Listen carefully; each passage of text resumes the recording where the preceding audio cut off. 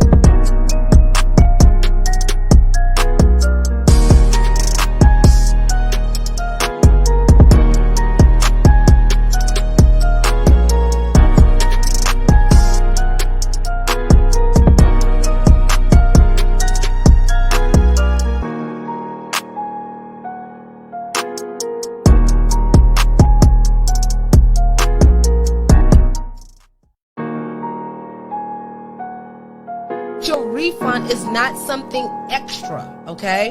That's another thing. Y'all sit here not even understanding that if you broke, you do need to find somebody to help you with your coins. I don't know why y'all think that accountants and financial advisors only work for the rich. Hell nah. I had to financially advise myself to even get to where I am now.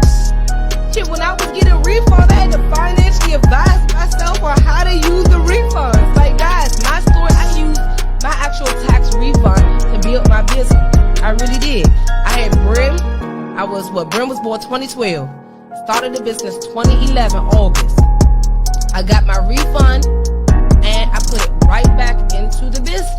I didn't have employees then. I didn't have a big office. I didn't have all of the stuff that we got right now, right? I put it back into the business.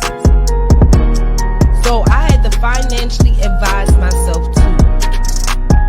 So regardless of how much money you have or how much money you don't have, are you being smart with what you have?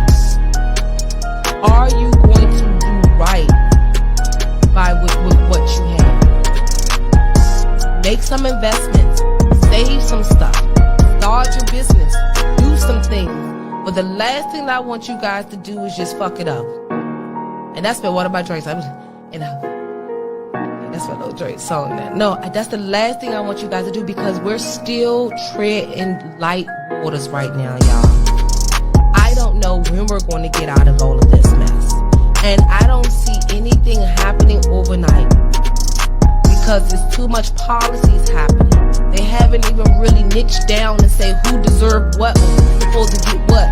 Biden is putting in so many executive orders and doing so much that they're blindly not even seeing that we're developing more and more problems as we're growing, as we're moving.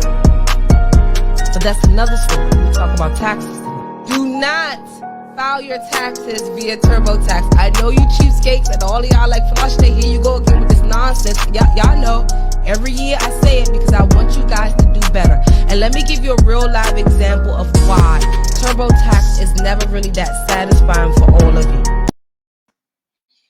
Hey guys, welcome back. So just to give you guys a heads up, I'm redesigning the house, so you see some stuff moved around in the back. Let me turn it a little like this. Okay, yeah. So I'm redesigning the whole space. But on another note, guys, tonight's topic and tonight's guest, it's coming at an amazing time because many of you have received the PPP.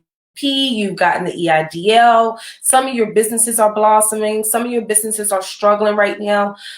So we have Ari Michelle coming on. She is the money queen behind Badass Bougie Babe LLC with over 7 years in the industry. She is an experienced accountant, guys, and CFO. She brings along the knowledge and financial strategy that has helped dozens of companies from startup stage to multi-seven figures grow. When she's not crunching numbers, you can usually find her playing with her toddler, traveling, or studying subconscious behavior.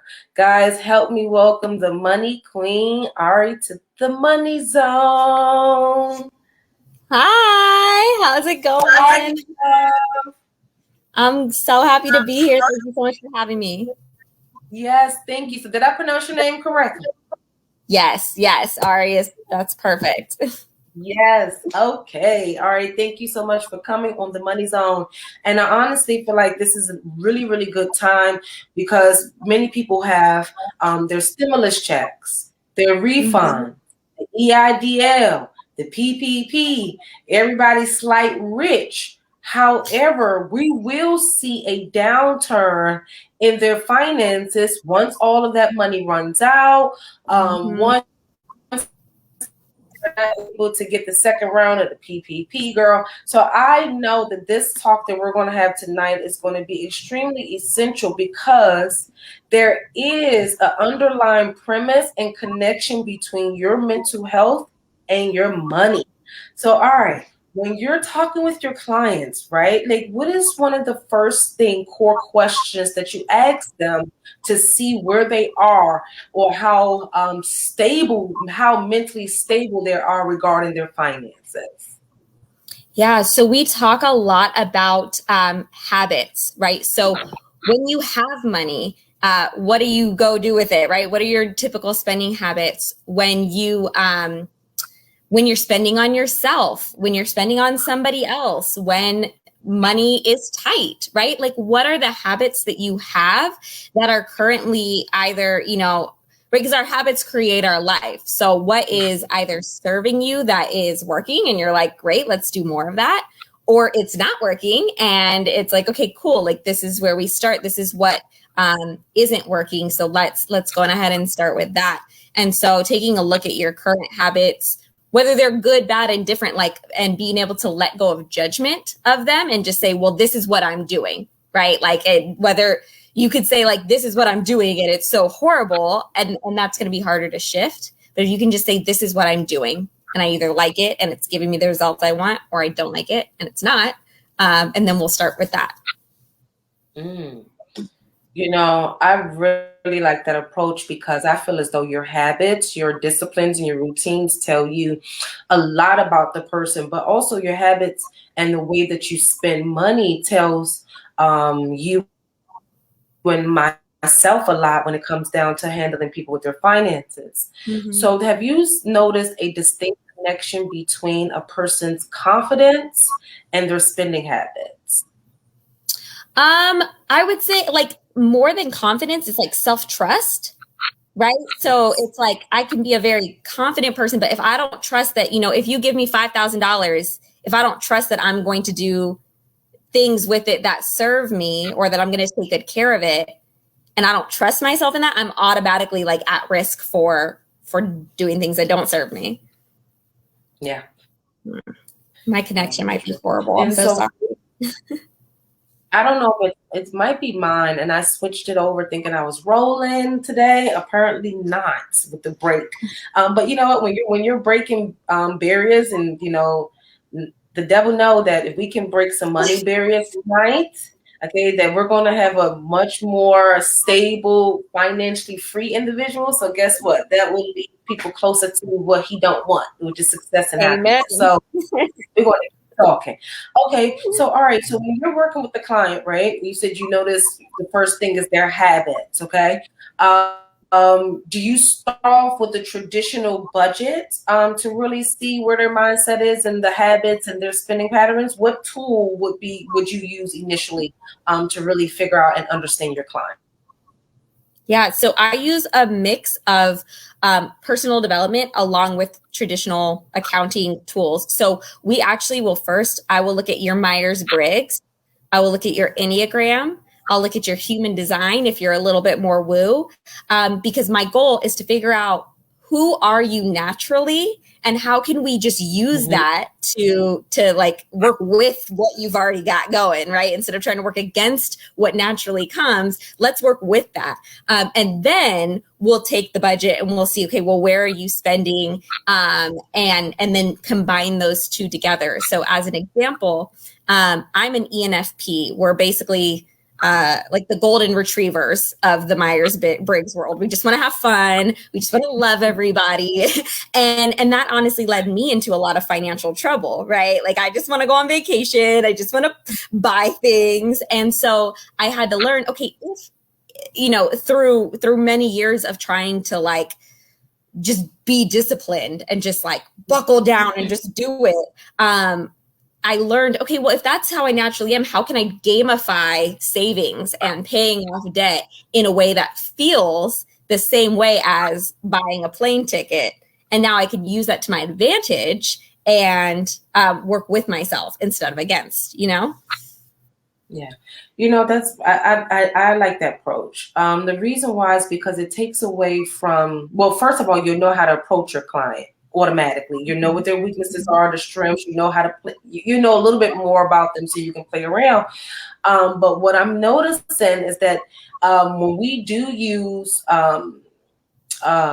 systems, like you mentioned, does it really give you the data and the core information that you need to better serve them? So for example, if I'm coming to you now to help you manage my money, and you go ahead and do all the tests on me, we do our consult, you do the budget, you do everything.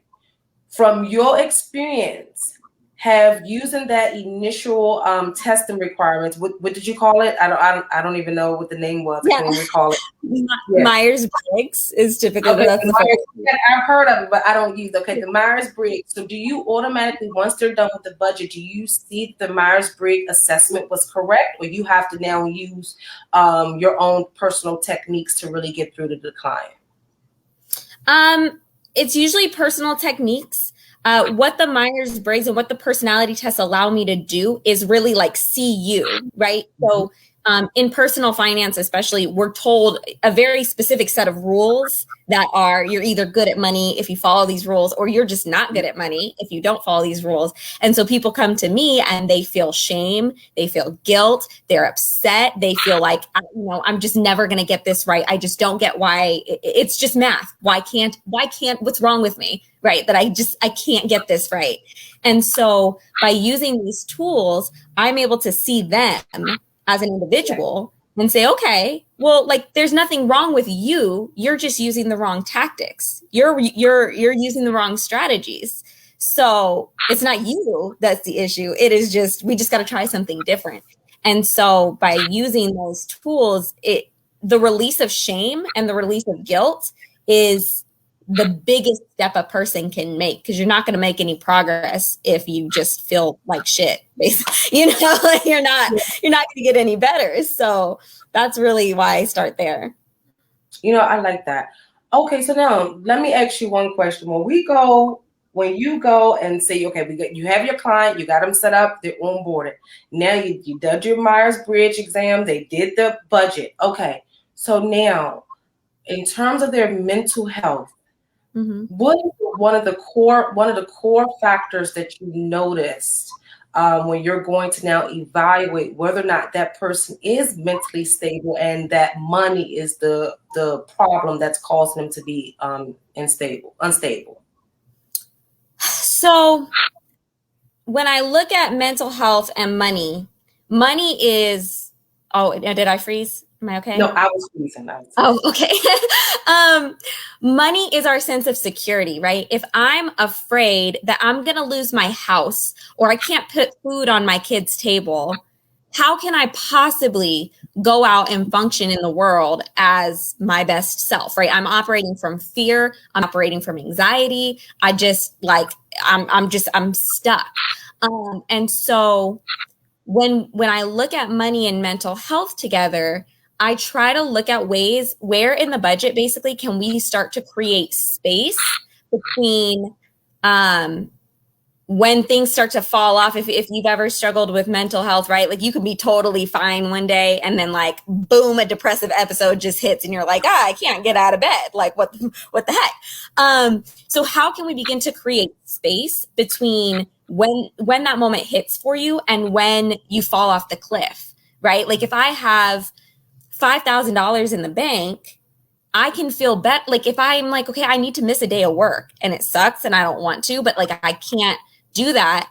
But I've got $5,000 in the bank. So I know if I miss a day of work, we're okay.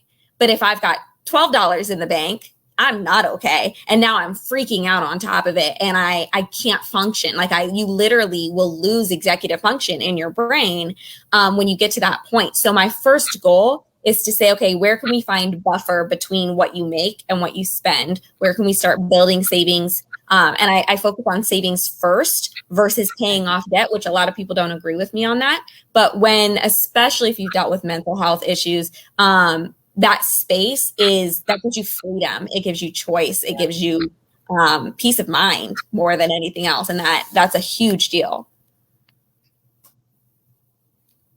You're not frozen on my end, if that helps. You see me moving? I'm okay. I can see you just fine, yeah. I'm frozen on my end. Oh no. Okay. Yeah. Okay. So, when we're in the Black community, money, we're always hustling on the move. And growing up, I know that I've never really heard many conversations about mental health at all. And we never really discussed money at all. So in that sense, if you're coming from that particular background where money was never discussed, mental health was never discussed, but your client is financially unstable and they're on the verge of losing their home, where would you start to really get them to come off the ledge and take a step back? Because I think most people don't understand that money may even be the cause of their stress. So in cases like that, where do you start? Outside of the testing, the budgets, you and I'm mixed, so I do understand what you like. We don't talk about it, right? And I think historically we didn't have room to talk about it, right? Like we got things to do, we got moves to make, we don't have time to stop and sit in bed for 3 days. Like that's just, it just is what it is. We don't have that option. And I think the honest, like you have to get honest. So if I'm constantly like running from it because I never knew that was an option to even talk about it, like you got to get honest with yourself and stop hiding. Like before we do a budget, right? Before you take a personality test, you have to come to a realization that and get like brutally honest, and it will hurt. And I remember when I got my started on this path of financial freedom, like it hurt. I was like, there's no way I fucked up this much. Like there's no way. But if you don't get honest with yourself, you can't fix it. So honesty, forgiveness, and then asking for help. Like if you have people in your life that you can communicate, hey, I'm having a really hard time. And sometimes just getting it off your chest can be a good place to start. But practically, right? So like the first place I would start is writing out all my expenses. And then I actually, my number one tip is go through the last 3 months of bank statements. And so you print them out for all your different accounts that you've got, checking, savings, credit cards, whatever. Print out the last 3 months of statements and you grab 3 highlighter colors. Color number 1 is I love this thing. I need this thing. It brings joy to my life. It serves its purpose. I love it. I'm keeping it. Okay. Color number 2 is the color that it's like, well, like I need this thing, but like this specific thing that I'm paying for is not the correct thing for me. It just, maybe like for me, actually, I had to get really real with myself a couple of years ago. It was my rent. Like, obviously I need to pay rent. I need a home, but I hated where I lived. I hated it. And so eventually that turned into color number 2. I need it, but I need to find another solution. Maybe that means it's cheaper or whatever. And then color number 3 is the like, what was this? Why did I buy that? And what I find is that color number 3, people usually find a good $300 to $500 on the first go around a month that they're like, wow, I did not realize I was spending, $200 a month at Starbucks. Starbucks is not bad, but if $200 a month, doesn't serve you spending that at Starbucks, now maybe you spend $50 a month. And all of a sudden, boom, that's $150 a month in your pocket. And you have that space, and that space gets created. And that's where I start with most people, because it's the little tiny leaks, you just don't even realize it's $5 to $10 here. And then you're like, I don't even like it that much. So that's where I'd start. I love what you say. You said you need to be honest. So I'm going to just take it a bit further, guys, because honesty open up the doors for your level of accountability. Mm-hmm. The moment that you're not honest with yourself, you cannot really break the barriers. And right now, many of you are not able to attain the 5-figure months that you want, the 4-figure months that you want in terms of your finances, because you have not been honest in terms of what your businesses are, what problems that you may face. And 3, the less honest you are, the less accountable you are. So from that sense, many of you need to, after we have this discussion with Ari tonight, you really need to ask yourself, what are you being dishonest about with your finances that may be causing you to have sleepless nights? So during the pandemic, have you seen a surge in depression?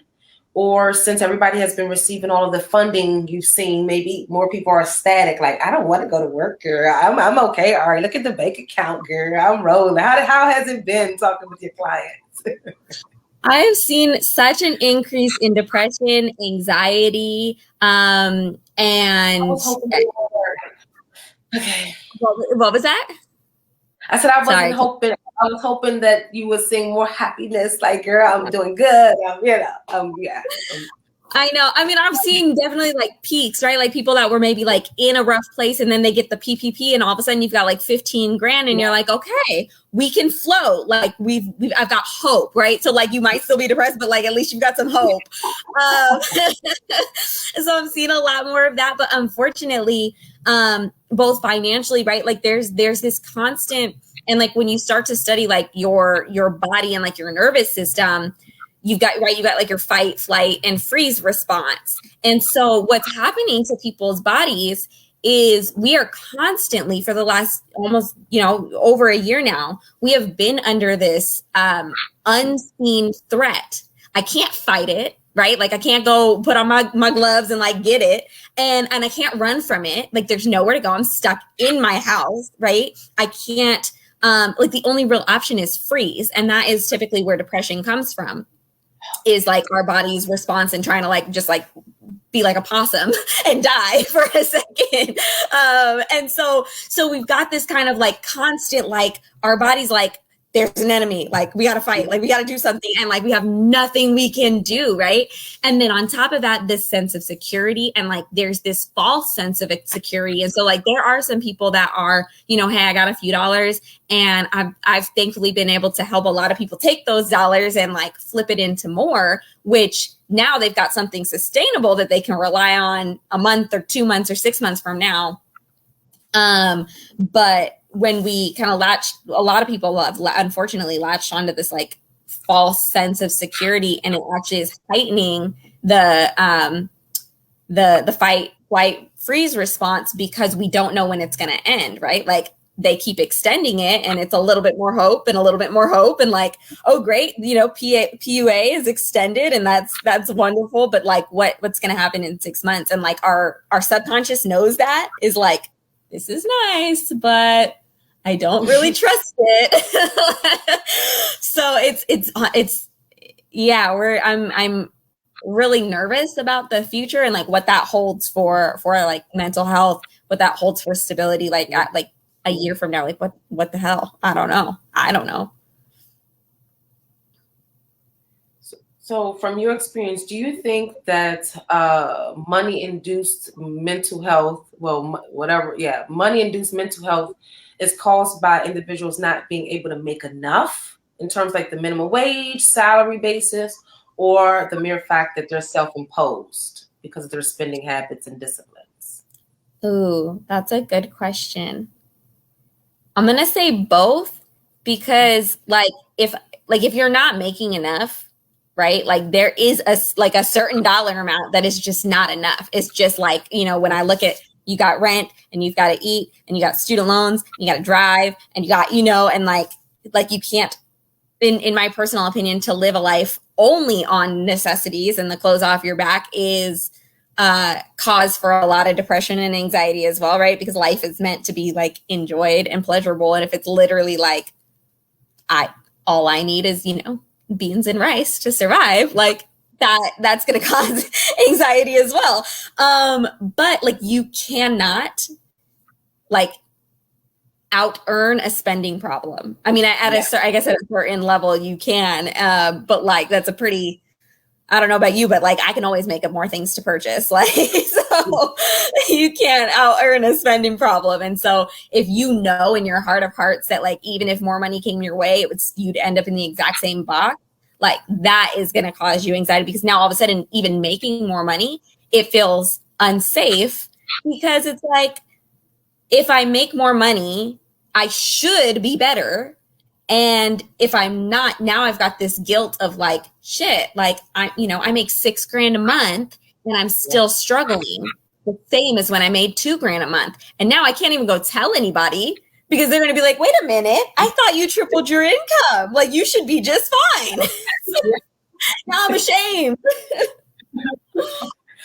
The walk of guilt.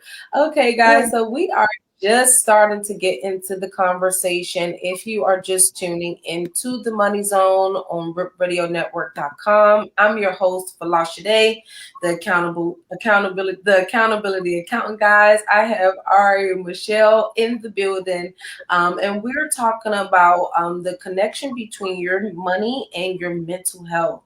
And I know many of you that watch the Money Zone, you guys are entrepreneurs, so your mental health might be quite unstable right now, or you may be flowing and no longer hustling, or you may have been in the situation that I was in when I started my business and you were on edge financially. Don't know where you're going to make your next dollar, or you're out there hustling every day so you can make ends meet while you're still building your business. So tonight's show, we're just beginning, guys. We're going to have Ari come and give you guys a few tips on how to better manage your stress if it's money induced. But then also, guys, take into consideration what we just talked about. We talked about your habits. We talked about what you have going on, your spending.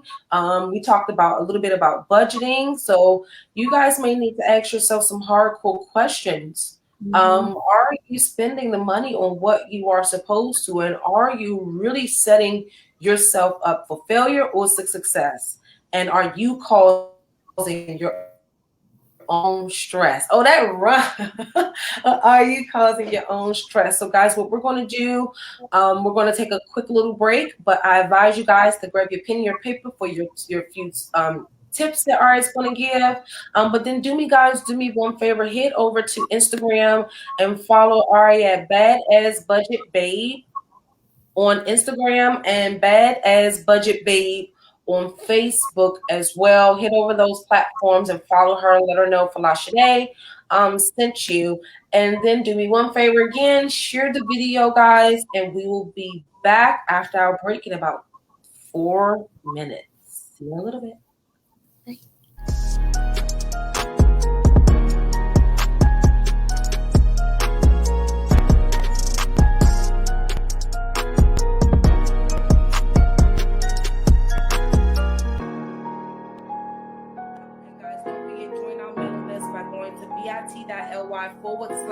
bit.ly/TMZ, all caps, get notified, and look out for what we have coming out in store and all of our guests coming on the show, guys. Tonight was amazing. I hope that you guys learned a lot, and I'll see you guys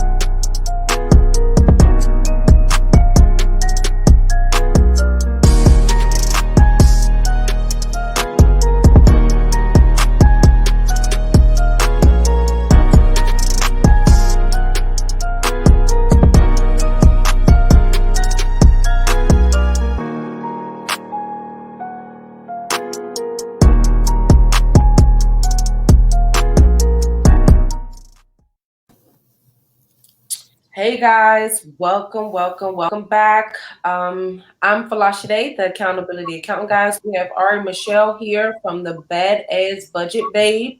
We were talking about, guys, the conversation was just really getting started. Y'all know, kind of start off a little slow, but it start, I feel our energy and then I start to roll. So guys, we were on a roll and we were starting to talk about the different patterns, the habits behind money issues, where we're starting to go into like what we experience in our communities about money. The conversation was just starting to get good, okay? And we also realized that your level of honesty impacts your level of accountability, which also prevents you from being able to make your money because you have money blocks. So many of you may not understand this.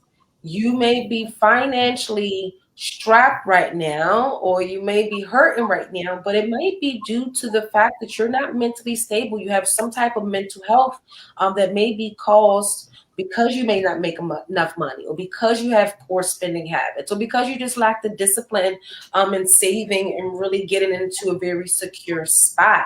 So we're going to now dive into some ways that you guys can manage your mental health if you're having if it's caused by money issues. So Ari, what are 3 steps or 3 things that an individual can do if they're stressed out, having a mental breakdown because of money?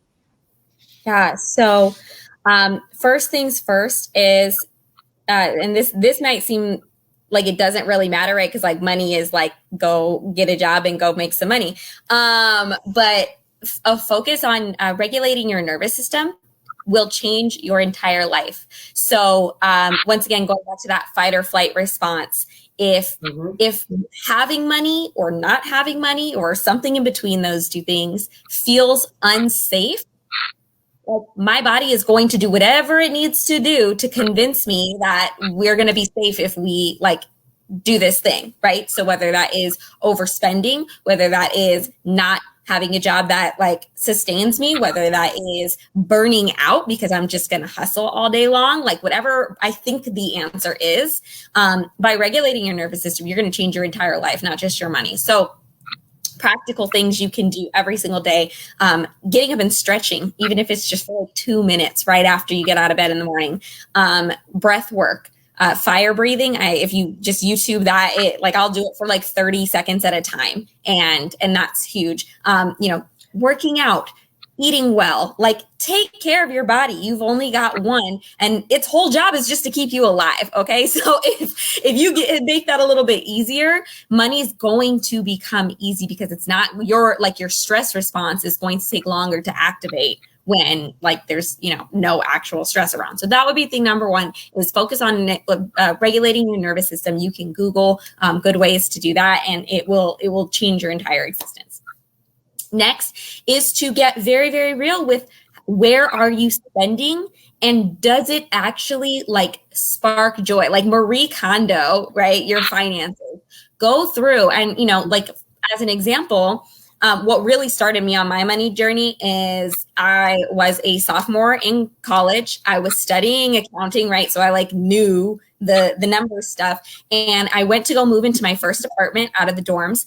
And even though I worked 3 jobs, I was working about 50 hours a week, going to school full time, and I had no money to buy furniture. And I was like, well, then where did all my money go? And I like looked in my closet and it was like, oh, you go shopping every week. The truth of the matter is it didn't even make me that happy to buy clothing. Like I really don't care about clothing that much. That's just not one of my things. But like if I was sad, like something bad happened in my day, I was going to the mall. Oh, we're celebrating because something good happened. Let's go to the mall. You're bored.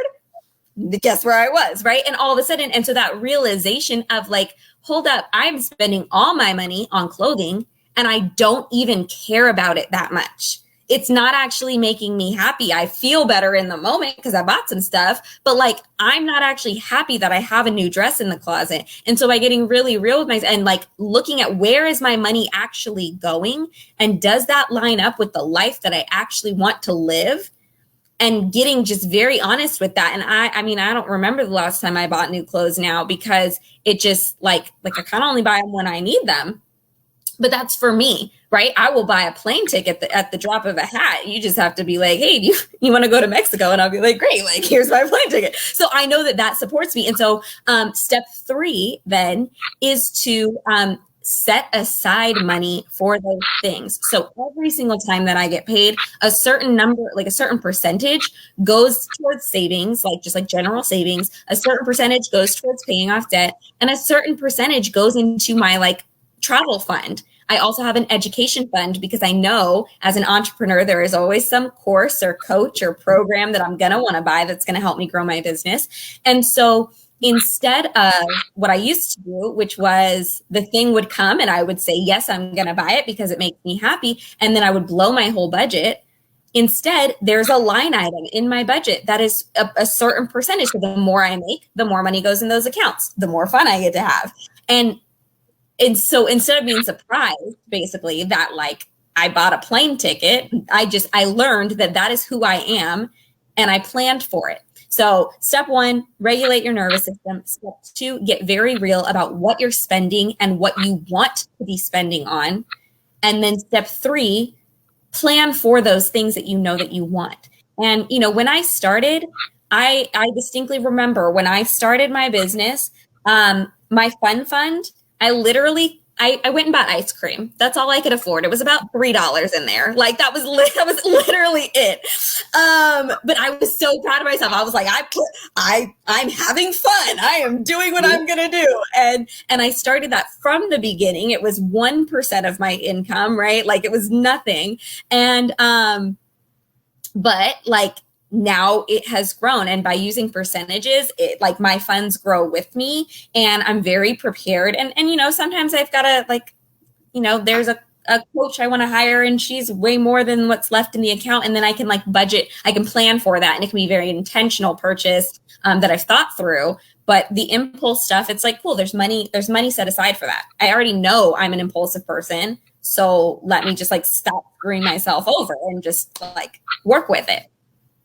I love that. All right, so guys, she said regulate your nervous system, and she gave you guys stretch, workout, take care of your body, do meditation, do your yoga, do all of that stuff, and that will help you better manage whatever stress that you're under at the moment. She also said evaluate. So this is that accountability, that honesty here, guys. Evaluate your spending. Okay, she has her own process. And guys, so if you're interested and you like what she said that she does, which it sounds so soothing and also fun, because when you saw the last column, you can think, oh, that's my fun stuff. So yes, if you like her approach with that, and it feels stress-free, then you definitely want to reach out to Ari. And then she said, last but not least, save for what you want. Save for what you want, and really just, even if it's $1 that you're able to save, it doesn't really matter the amount, guys. It's just about building the habit.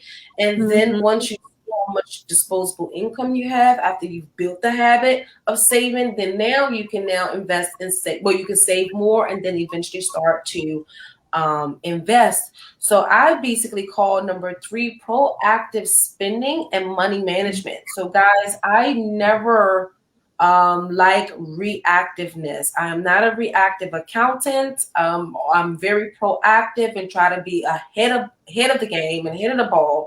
And so with you guys, for you to be a little bit more secure, I advise you guys just to be very proactive. You know, you've been thinking about that vacation right now, and you and your girls are planning on going in August. So why not be proactive?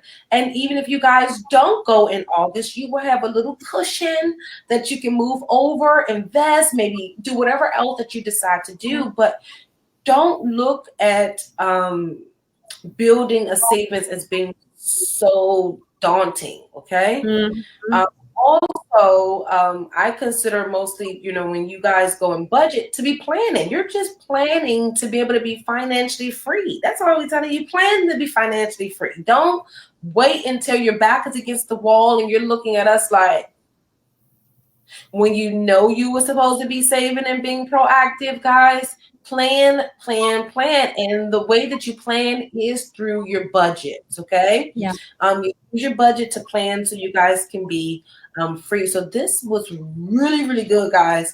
So think about what you're doing and how that makes you feel. And then honestly, I've noticed that when I'm working out every day and I'm on my discipline, I feel so much better. Like even if I'm not stressed about money, I just feel good. So I can imagine if when I was struggling financially, I didn't work out at that time. I now looking back when you said that, I probably would have been able to push it an extra hour in the office to maybe make more sales calls or something.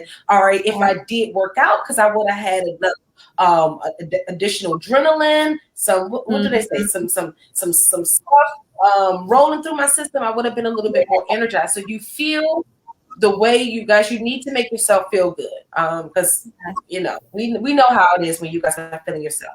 So this was good. So I hope you guys have your notes and you're really going to look in the, like my man David Goggins would say, I hate when I say this, your accountability mirror. When you look in your accountability mirror tonight, ask yourself these 3 questions. If number 1, are you stressed? And is the stress induced because of money? If it is, write down what's stressing you out. So now this leads into my next question. All right. So we have the 3 steps to manage our mental state if we're stressed about finances. So if you are, let's say you're not working with the client, they're not in your face, they're not one of your one-on-one clients, and they saw your website or something. Let me rephrase the question. If the person is stressed out about money and you're not able to touch them physically and work with them one-on-one, right? What type of book or tool or resource that you would recommend that they read to really break the money, well, the stress-induced money issues? Yes. Okay, so books. I love good books. So I've got so many recommendations. If you want very practical, here is 6 weeks to get your shit together kind of advice, I Will Teach You to Be Rich by Ramit Sithi. He is a personal finance expert. I highly recommend following him. He's very no nonsense, but he understands human psychology. So he doesn't BS around. Love him. If you are finding you're having a lot of mindset blocks with money, more so than money is just adding and subtracting, right? So if you're kind of like, well, I know the things I'm supposed to be doing, but I'm feeling a lot of resistance. I really like the book You Are a Badass at Making Money by Jen Shapiro. I think I'm saying her last name wrong. Love that book. Great mindset book. And if you do not mind old, The Richest Man in Babylon is a long standing favorite, but you kind of got to get through the way that they talk. It's hard. That one was a hard read for me. I did that. I had to buy the audio version, all right, because it was hard. It was a hard read. Very hard read. Yes. If you can't, it's this thick, but it takes me so long to get through it because I have to adjust. But I reread it at least once a year because it is always it is timeless. So those are my top 3 books. And then as far as practical, what you can go do literally tonight. Yes. Okay. Tonight. Favorite thing. And I do have a workbook masterclass available. It's $3. It's at badassbudgetbabe.com/money dates. And it's literally, so I call them money dates. I learned this was the thing that changed the game for me, that someone taught me. And you literally take yourself out on a date, right? So when currently I try to do my money dates at a park, outdoors, or a rooftop bar, something that just makes me feel luxurious and fancy. When I first started, I literally I could hardly afford Starbucks. So like I did my money dates at Starbucks and it was like a special treat, right? But you set up an environment. And then once the pandemic hit, I used to just like, I had like a special coffee that I drank, or like I'll drink a mimosa or something like that. But you set the stage, take yourself on a date, right? So this is something you want to go to, light the candles, get the wine, get, charge your crystals, whatever your thing is that is like, this is a date. I feel special. I feel rich. I feel luxurious. And you're going to create this environment. And in this environment, this is when you're going to pull out your spending plan or your budget. This is when you're going to pull out your bank statements. And I have a whole workbook that you guys can walk through, but you can do it on your own. But this is where you start with gratitude. This is where I am thankful. Like, this is what I'm thankful for this week. And I do this every single week, right? So it takes me about 15 to 30 minutes now. When I started, it did take me a good hour and a half, 2 hours, because my money was just all over the place. But this is where you deep dive in and you really look at, what did I make this week? And did I like the ways that I make money? How can I make more money in that way? Did I hate how I made money? What did I hate about it? How can I shift the way that I earn my income? What did I spend money on? Did I love it? Did I hate it? How can I do more of it if I loved it? Right. And so you're really just getting in there, and on a week by week basis, you're looking at what are my goals for the month, for the quarter, for the year? Am I on track? Am I not on track? And you're having this loving conversation with yourself. And what's going to happen is practically, right? You've gone through your budget. You're comparing, where am I at? Have I overspent? Am I on pace? And then the question then becomes, what do I do next week to get closer to my goals, right? And so it's week by week. You're not far off, right? If you messed up this week, that's fine. It's only been 1 week. It's not that long. You can just do something different next week. And by creating this loving date-like environment, you end up with this almost like a Pavlovian response, right? So when you think of money, you think of luxury, and you think of this date, and you think of love, and those two things start being connected to one another. And so I promise you, do money dates for 1 whole month. Do them put it on the calendar. It is a date. I usually try to do mine Saturday or Sunday mornings before my toddler wakes up. And if you have not changed your life in 1 week, or in 1 month, of doing these, I will stop talking about them forever. I swear, they're that good. Oh my God, Ari, we're having fun and we're talking about money. Time always flies, guys. So let me just do a brief recap. And don't forget, guys, head over to Instagram. Follow her at Badass Budget Babe on Instagram and Badass Budget Babe on Facebook. She also said if you go to maybe the link on her Instagram, she has a $3 planner or something that you guys can use to at least start tonight, because you're breaking your money barriers today will allow you to make more money tomorrow. And guys, if you have not joined our mailing list yet, please go to tmbit.ly/TMZ get notified. One thing I can say before we leave tonight's call is that it may seem like it's a lot. When you hear about the budgeting and the saving and then taking the pictures of the receipts and doing all of this, guys, we're in a society that requires you guys to have control over your money. This is why it takes you to have proper record keeping for me to beat a IRS audit twofold. So just think about it like this. The more intimate you become with your finances, the better off you will be down the line. Yes. And it's all around the habits, the disciplines, and your desires. When you connect those three things together, guys, you can live the life that you desire. So please head over to Badass Budget Babe on Instagram and Facebook. Follow Ari. Guys, don't forget to join our mailing list, and we will see you guys next week Tuesday. Bye, Ari. Thank you. Later. Bye. Bye.